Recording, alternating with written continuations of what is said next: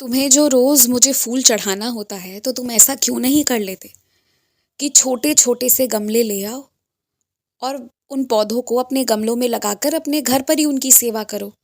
फिर जो फूल खिलेंगे वो तुम मुझे चढ़ा भी पाओगे और इसके लिए तुम्हें दूर कहीं जाना नहीं पड़ेगा या किसी के ऊपर आश्रित नहीं होना होगा। तुम्हें फूल चढ़ाने की इच्छा होगी तो रोज मैं फूल भी खिलवा दूंगा।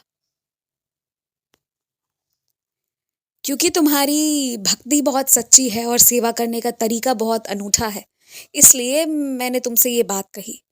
जब तुम मेरी इतनी सेवा करते हो तो दो चार पौधों की भी सेवा कर लो, छोटी सी जगह में भी वो सारे पौधे लगाए जा सकते हैं। तुम एक बार बाजार होकर आओ, कम से कम पैसों में मैं सब दिलवा दूंगा तुम्हें, तुम उसकी चिंता मत करो। तुम्हारी सेवा में सच्चाई है, इसलिए तुम्हारा साथ देने के लिए मैं बिल्कुल खड़ा हूं। जहां सच्चाई है वहां मैं हूं।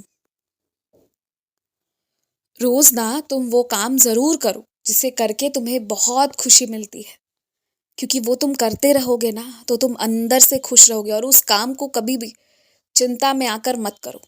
अगर तुम चाहते हो ना कि तुम्हारी तनख्वाह अच्छी रहे, घर में आमदनी अच्छी होती रहे, सब अच्छा रहे, सुख शांति समृद्धि रहे, तो जो काम करो उसे बस दिल से करो।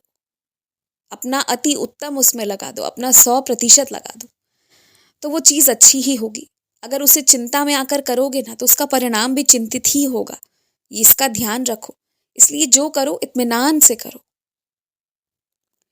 तुम्हें पता होता है कि कौन बहुत भूखा है और किसे कितने खाने की जरूरत है, तो तुम उसके लिए ना उतने हिसाब से ही खाना पकाया करो। किसी को कम और किसी को ज्यादा पड़ जाता है और दोनों दोनों के लिए हानिकारक है। जो पूरा पेट भरकर ना खाए वो भी, और जो जरूरत से ज्यादा खा ले वो भी। तो जो मना कर देना उसकी थाली में और मत परोसो, और जो मना ना करे उसकी थाली में तब तक परोसो जब तक वो मना ना कर दे। जल एक ऐसी चीज है ना जो सबकी बहुत जरूरत है, और ये मान लो कि उसे उपलब्ध कराने के लिए तुम्हें कुछ खास खर्च करना भी नहीं पड़ता है। इसलिए अगर कोई तुम्हारे दरवाजे पे आकर पानी मांग लेना तो उसे दे दो, कम से कम उसमें मना मत करो। हाँ, लेकिन अगर तुम्हें लगता है कि वो देना खतरनाक सिद्ध हो सकता है तो वैसे में तुम उसे सही जगह बता दो, रास्ता बता दो, जहाँ कोई भी जाकर अपने लिए जल ग्रहण कर सकता है। वैसी कोई जगह बता दो जहाँ भीड़ का कोई भी हिस्सा उठकर चला जाए। अगर कोई समय से पहले अपनी पूरी तनख्वाह मांगने आए, या ये मान लो अगले 2-4 महीनों की तनख्वाह मांगने आए ना, तो उसके पीछे का कारण पूछना या मत पूछना, लेकिन देना मत।